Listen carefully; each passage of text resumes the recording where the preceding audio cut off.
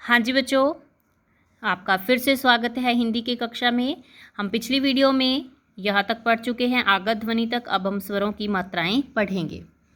तो स्वरों की मात्राएं होती हैं और व्यंजनों के साथ प्रयोग होती हैं। मैंने अभी क्या बोला कि स्वरों की मात्राएं होती हैं और व्यंजनों के साथ प्रयोग होती हैं। स्वरों की मात्राएं कभी भी स्वरों के साथ प्रयोग नहीं होती। आपने कभी भी ऐसा शब्द नहीं देखा होगा जिसमें अ को ई की मात्रा लगी हुई हो, ऊ को एक ही मात्रा लगी हुई हो, है ना। तो वो व्यंजनों के साथ ही प्रयोग होती हैं हमेशा। तो ये स्वरों की मात्राएं हैं, इनको आप भली भांति जानते हो। अगर किसी बच्चे को कोई इसमें शंका है, डाउट है, तो आप इनको फिर से पढ़कर याद कर सकते हो। ठीक है। उसके बाद है हमारे पास एक तो री की मात्रा, जिसमें कुछ बच्चे जो है क्लियर नहीं होता उनको। तो ये री की मात्रा कौन सी होती है? जो पैर में लगती है, जैसे कृपा, इसीलिए हम उसको री से बोलते हैं, क री पा। समझ आ गया सभी को? फिर है सृष्टि, मृग, तो इसको हम री की मात्रा कहते हैं, जो पैर में लगती है मुड़ करके। फिर है छोटे ऊ की, बड़े ऊ की। तो इसमें भी कुछ बच्चों को शंका रहती है कि छोटा ऊ और बड़ा ऊ कैसे होता है। तो छोटा ऊ तो सीधा ऐसे लगता है, क्योंकि र को कभी भी ऊ की मात्रा जो है वो नीचे पैर में नहीं लगती, हमेशा यहाँ पेट में लगती है। ठीक है, ये इसका पेट है, यहाँ लगती है। और जो बड़े ऊ की मात्रा है वो कैसे लगती है? पहले हम थोड़ा सा ऐसे लगाते हैं, उसके बाद हम इस तरह से उसको लगाते हैं। तो ये बड़े ऊ की मात्रा रहती है हमारी, और ये छोटे ऊ की मात्रा होती है, जो र के पेट में लगाई जाती है, कभी भी उसके पैर में नहीं लगती। तो मुझे उम्मीद है आपको अच्छे से समझ आ रहा होगा। उसके बाद है र की मात्राएं। र की कौन कौन सी मात्राएं हम प्रयोग करते हैं? र की मात्राएं हम तीन तरह से प्रयोग करते होते हैं। एक तो हम प्रयोग करते हैं इस प्रकार पैर में। ठीक है, पैर में करते हैं जिस प्रकार ये है व्रत। ठीक है, उसके बाद एक हम करते हैं इस प्रकार से, जो हम ट के या ड के पैर में करते हैं प्रयोग, इनको हम जैसे हम कहते हैं ट्रक, ड्रम।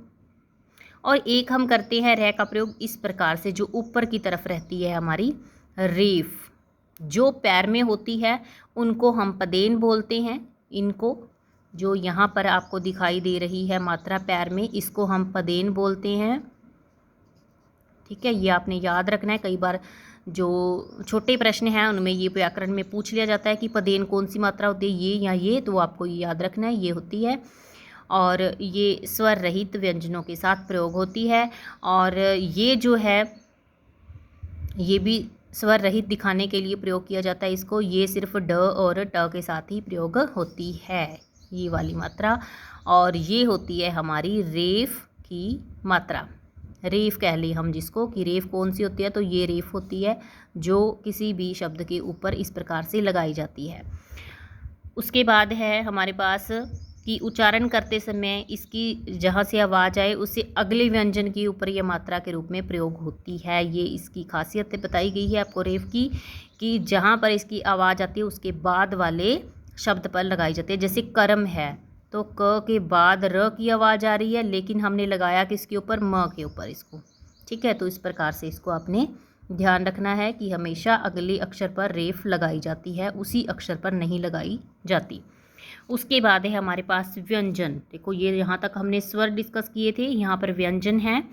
जिन वर्णों का उच्चारण स्वरों की सहायता से किया जाता है उन्हें व्यंजन कहते हैं। मैंने आपको शुरू में ही बताया था कि ये व्यंजन जो हैं क्या हैं, जिनके पैर में हलंत लगा है, ये व्यंजन क्या हैं? पूरे हैं या अधूरे हैं? याद है सभी को? हाँ जी, ये अधूरे हैं, ये पूरे नहीं हैं।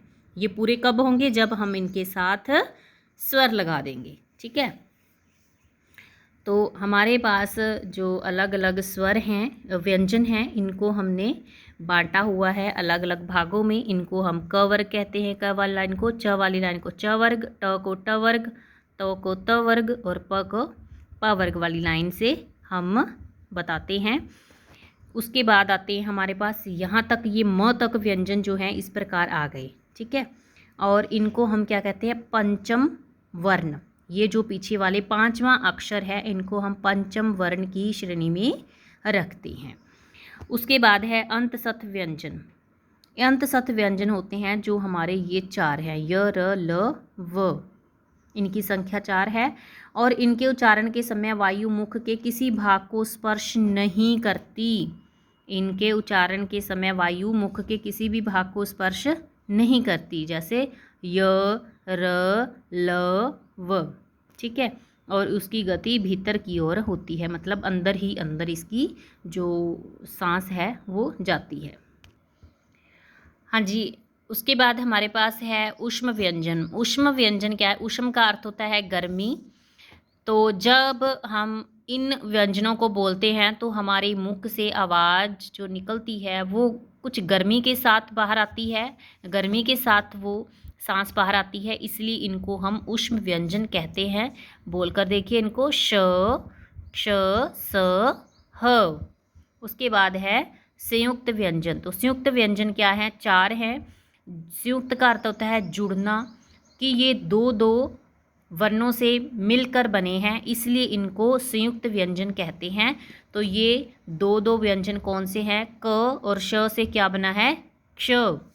इसीलिए हम इसको बोलते समय आगे पहले क बोलते हैं, फिर हम श बोलते हैं। ठीक है, जैसे हम बोलते हैं कक्षा, तो उसमें 2 बार क का प्रयोग होता है। जैसे तर, तो इसको हम क्या बोलते हैं? त्रिशूल, मतलब त और र दोनों की आवाज़ मिलाकर बोलते हैं। फिर ज और ण, ये क्या है? य, यानी यज्ञ। ठीक है, तो ये इसका सही उच्चारण होता है, क्योंकि ये ज और न से मिलकर बनता है, इसलिए हम उसको य बोलते हैं।